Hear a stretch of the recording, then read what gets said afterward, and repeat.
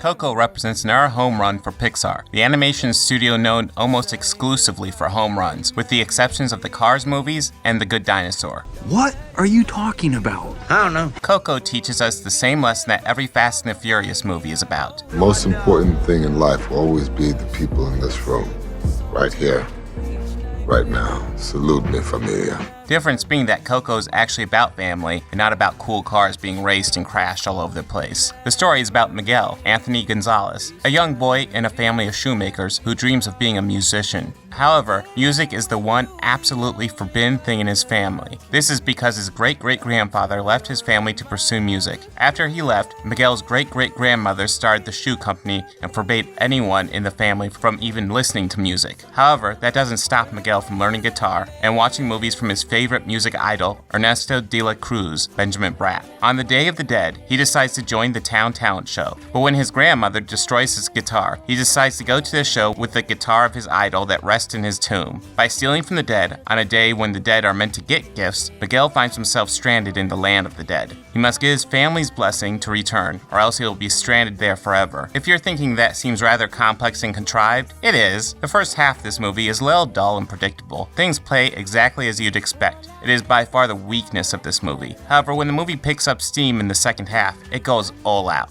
I won't go into the details, but let's just say all the predictability that plagued the first half is gone. This is perhaps the most beautifully animated Pixar movie ever, which is saying a lot. Even when the story is slow, the visuals are more than enough to keep you engaged. The environment looks completely real when in the real world, and is wonderfully creative when in the land of the dead. The characters, while stylized, look as though they take up real space within the real-looking world that exists entirely on a computer. Quite frankly, this movie would be a massive achievement if made by any company besides Pixar, but they have set the bar so high for themselves that Coco seems almost just par for the course. Coco is a great movie and probably the best animated movie of the year.